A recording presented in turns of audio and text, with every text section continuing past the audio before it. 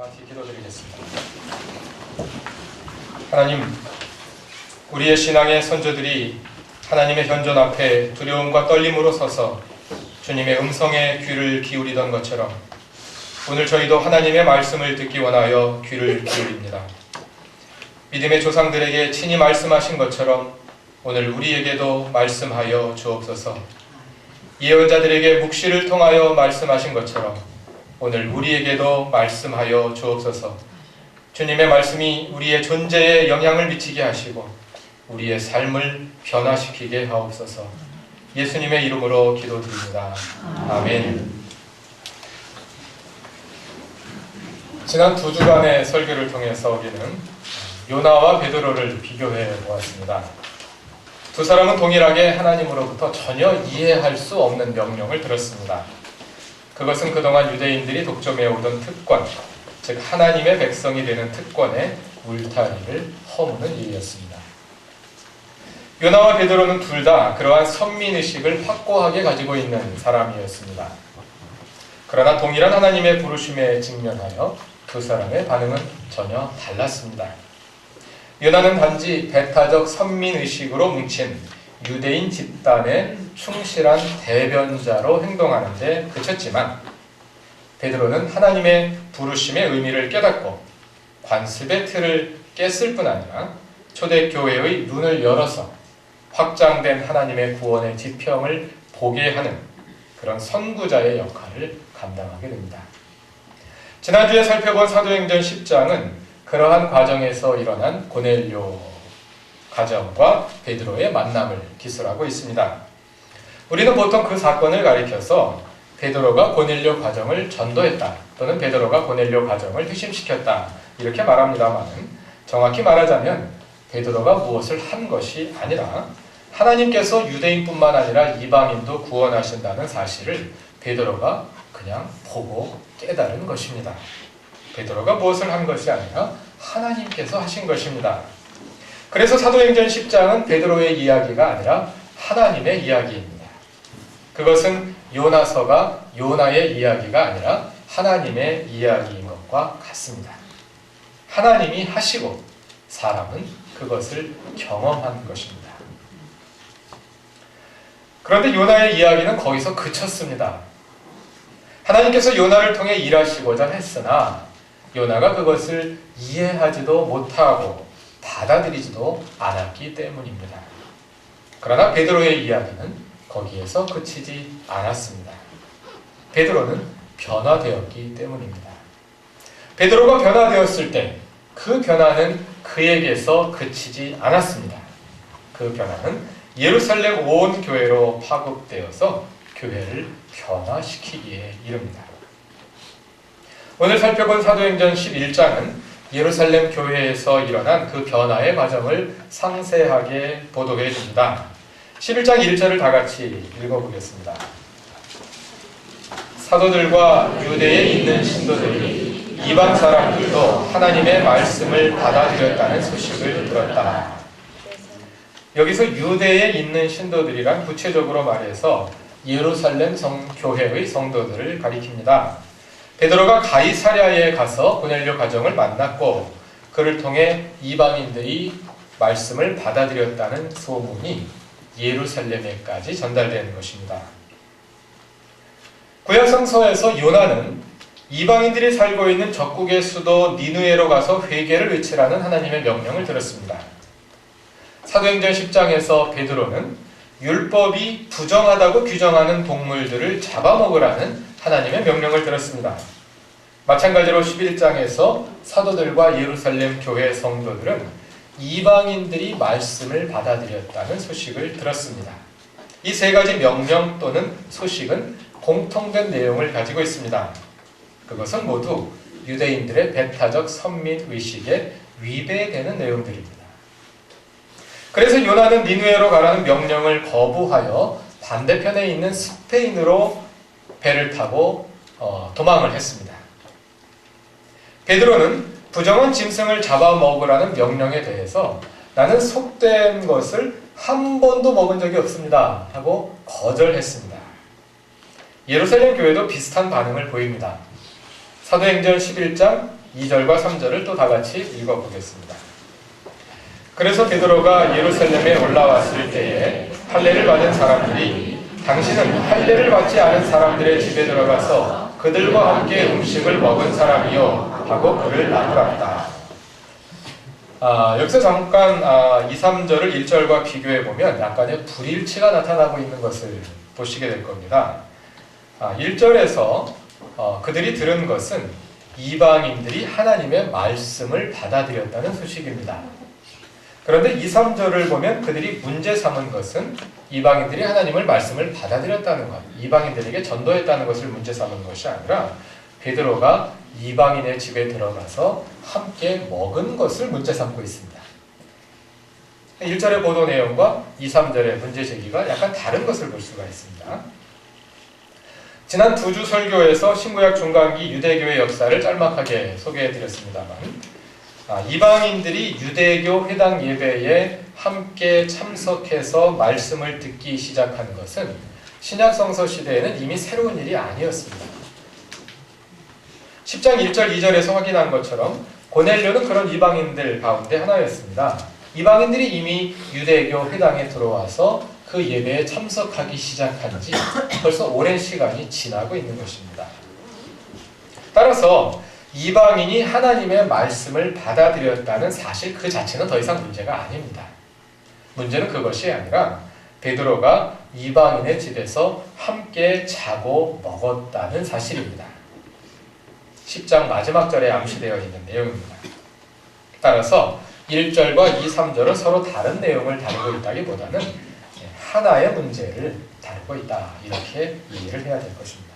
그러니까 문제는 2, 3절에 있는 바로 그 문제입니다. 음식법에는 크게 3가지 규정들이 있다고 말씀을 드렸습니다. 첫째는 부정한 음식을 먹지 않는 것. 두 번째는 부정한 사람들, 즉 죄인들이나 이방인들과는 함께 음식을 먹지 않는 것. 그 다음에 세 번째는 음식을 먹기 전에 반드시 손을 닦는 것입니다. 사도행전 10장의 베드로와 11장의 예루살렘 교회를 비교해 보면 그중 첫 번째와 두 번째 규정이 전면에 나타나는 것을 볼 수가 있습니다. 하나님께서 환상을 통해 베드로에게 부정한 짐승들을 보여주시면서 잡아먹으라고 하시죠. 그에 대해서 베드로는 나는 속된 것을 한 번도 먹은 것이 없습니다, 이렇게 거절합니다. 음식법의 첫 번째 규정입니다. 고넬료 가정의 소식을 들은 예루살렘 교회는 베드로가 예루살렘에 올라왔을 때 당신이 이방인들과 함께 음식을 먹었습니다 하고 문제 삼습니다. 이것은 음식법의 두 번째 규정입니다. 사도행전 10장과 11장은 이렇게 음식법의 2가지 핵심 규정들을 문제 삼음으로써 음식법으로 대변되는 유대인들의 배타적 선민의식을 지금 도마 위에 올려놓고 있는 것입니다. 요나가 하나님께 따지고 들었습니다. 그러자 하나님은 요나에게 친절하게 설명해 주셨습니다. 니느웨 사람들과 짐승들을 내가 사랑하는 것이 어찌 합당하지 않느냐. 마찬가지로 베드로가 의아해하며 거절할 때 하나님은 베드로에게도 설명해 주십니다. 내가 깨끗하게 한 것을 왜 내가 더럽다고 하느냐. 이번에는 예루살렘 교회가 베드로에게 따지고 듭니다. 그랬더니 이번에는 하나님을 대신해서 베드로가 교회에게 설명해 줍니다. 4절 말씀입니다. 이에 베드로가 그 사이에 일어난 일을 차례대로 그들에게 설명하였다. 그리고 5절부터 이어지는 내용은 우리가 10장에서 이미 살펴본 내용의 요약입니다. 베드로는 기도하다가 환상을 보았고 또 고넬료의 사람들을 만나게 되고 고넬료의 집에 가서 고넬료도 기도하다가 천사를 보고 베드로를 초청하게 되었다는 것을 알게 됩니다. 그리고 베드로가 그 집에서 설교한 그런 모든 일들을 차례대로 교회 앞에 보고를 했습니다. 하나님의 설명을 통해서 베드로 자신이 깨달은 것처럼 이번에는 베드로의 설명을 통해서 예루살렘 교회가 깨닫게 됩니다. 그런데 그 깨달음을 일으킨 결정적인 사건이 있었습니다. 사도행전 10장 44절, 45절 말씀입니다. 이 말씀도 다 같이 읽어보겠습니다. 베드로가 이런 말을 하고 있을 때에 그 말을 듣는 모든 사람에게 성령이 내리셨다. 할례를 받은 사람들 가운데서 믿게 된 사람으로서 베드로와 함께 온 사람들은 이방 사람들에게도 성령을 선물로 부어주신 사실에 놀랐다. 고넬료 가정에, 즉 이방 사람들에게 성령이 임하시는 것입니다. 이 사건을 목격하면서 베드로의 뇌리에 스치고 지나가는 충격적인 깨달음이 있었습니다. 그 깨달음이 무엇인가 하면 11장 15절에서 17절을 보면 알 수 있습니다. 10장은 베드로가 실제로 겪은 일이고요. 이제 베드로가 11장에서 예루살렘 교회를 위해서 그 일들을 설명해 주는 가운데 15장부터 15절에서 17절 말씀이 있습니다. 이것도 다 읽어보겠습니다. 내가 말을 하기 시작하니 성령이 처음에 우리에게 내리시던 것과 같이 그들에게도 내리셨습니다. 그때 나는 요한은 물로 세례를 주었지만 너희는 성령으로 세례를 받을 것이다 하신 주님의 말씀이 생각났습니다. 그러므로 하나님께서는 우리가 주 예수 그리스도를 믿을 때에 우리에게 주신 것과 같은 선물을 그들에게 주셨는데 내가 누구이기에 하나님을 감히 거역할 수 있겠습니까? 고넬료 가정의 이방인들에게 성령이 내리는 모습을 보면서 베드로가 무슨 사건을 생각해낸 겁니까? 그때 나는 요한은 물로 세례를 주었지만 너희는 성령으로 세례를 받을 것이다 하신 주님의 말씀이 생각났습니다. 이 말씀은 사도행전 1장 4절 5절에 나오는 말씀인데 예수께서 제자들에게 오순절 성령 강림 사건을 예고하시는 말씀입니다. 베드로는 고넬료 가정에 일어난 그 사건을 보면서 오순절 성령 강림 사건을 떠올린 것입니다.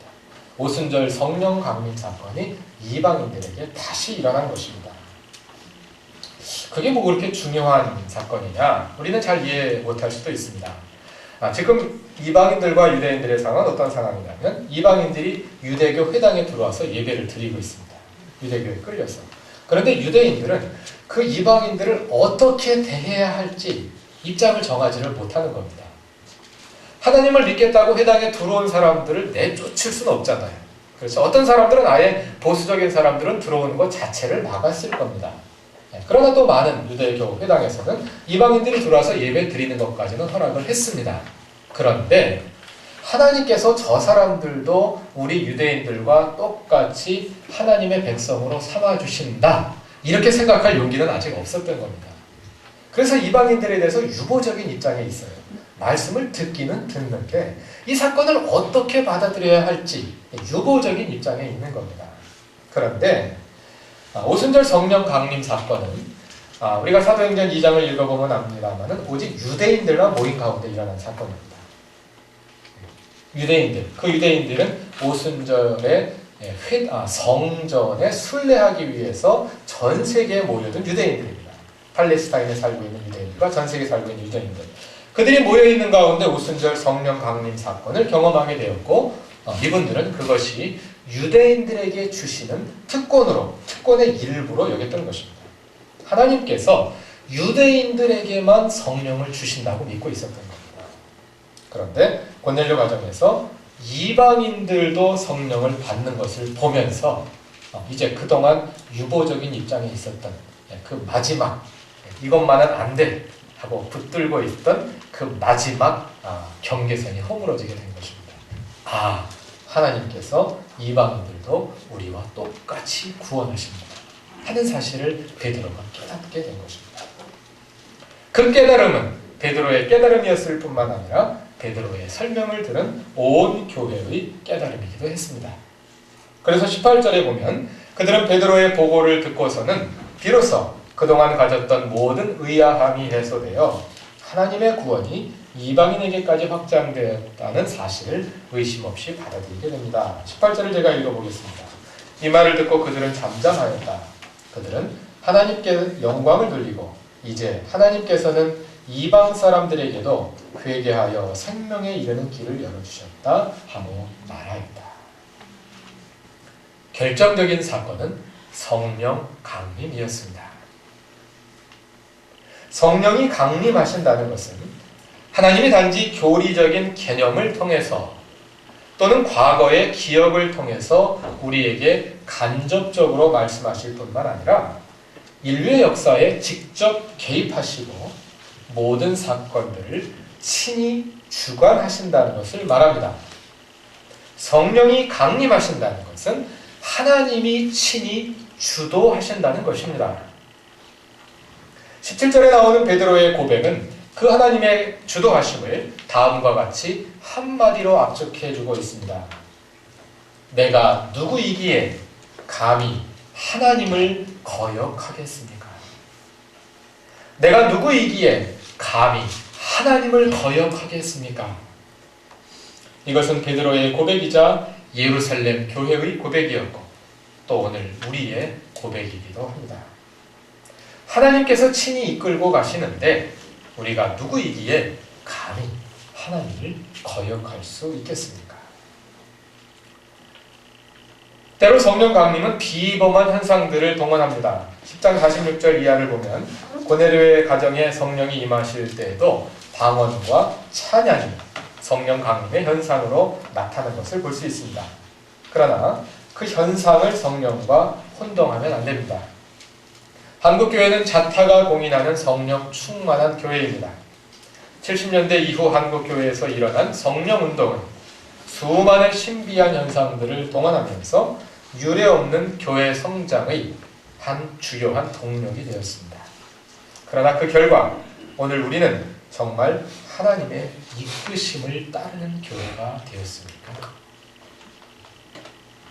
성령 강림의 본질보다 그것의 결과로 나타나는 현상에만 주목했기 때문에 그런 일이 일어난 것입니다. 열차에 비유하자면 교회는 기관차가 아니라 객차입니다.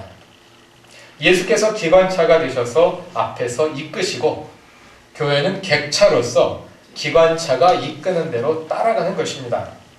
성령 충만할수록 더 뚜렷하게, 더 매끄럽게 예수의 기관차에 이끌려가야 합니다.